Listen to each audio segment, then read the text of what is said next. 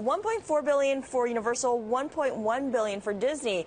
This is a temporary thing. No, it's far from it, right? But we're past the 4th of July weekend already. We are. There's still many, many weekends left in the year.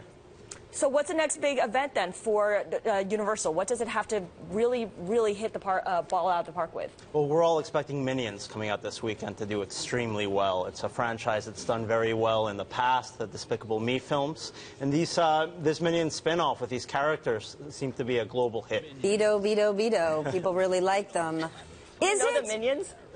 Scarlet, I have 3 children. Do I know the Minions? I feel like they're my other children. Are you kidding me? When it comes to these types of films, and we look at the success Universal has, or what Disney has, is it not just about box office? When it comes to films like this, the movie ticket price is just one of the many ways they can cash in on this kind of product.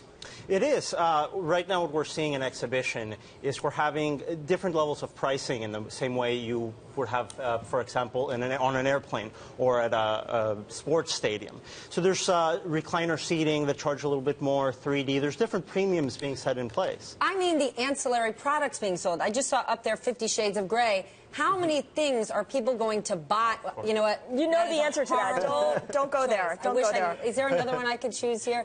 We're back. Furious 7. There you go. Fast and Furious 7. But a movie like Minions, you're going to have people buy T-shirts, buy products, buy plush toys, buy the DVDs. People aren't. I can't believe I chose 50 Shades. She's still working on that one. All right, talk to that point, please, Dan. No, the merchandising is a great opportunity for these studios to continue to grow these films and keep the films in the minds of the public, even when they're not at the theater. But when it comes to Disney, I think about the franchises that they've built up and they've purchased, really. Marvel, Lucasfilms, Pixar.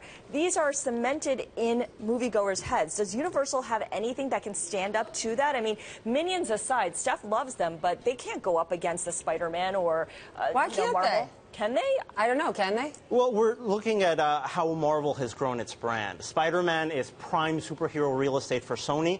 Over the past couple of years, the films really haven't worked with audiences. Something like Guardians of the Galaxy was a great box office hit last year. That co-starred a tree and a talking raccoon. Something called Ant-Man is coming out, and we're expecting that to do very well. I had no idea what an Ant-Man was 2 years ago. I didn't know what a Minion was 5 years ago. Does a bad review even matter? Because when you're talking about movies like an Ant-Man or like a Minions. Or 50 Shades of Grey, for that matter. You know what? We're not going to talk about that anymore. I mean, there's no one in my house that says, let me check out the review of Minions before we buy our tickets, as opposed to Midnight in Paris, where you're saying, I don't know how I feel. You know, I loved it. For something established, not so much. But you have films like American Sniper, where the reviews are strong and people are really responding to it. For example, American Sniper has made just about as much money as something like Furious 7 has. So a movie that difficult, an R-rated movie that has a lot of different opinions riding on it, strong reviews, has proven to be just as successful here at home as something like Fast and the Furious 7. That's where the critical reviews do matter. All right, Dan, Loria, thank you so much. Managing editor at Box Office Media.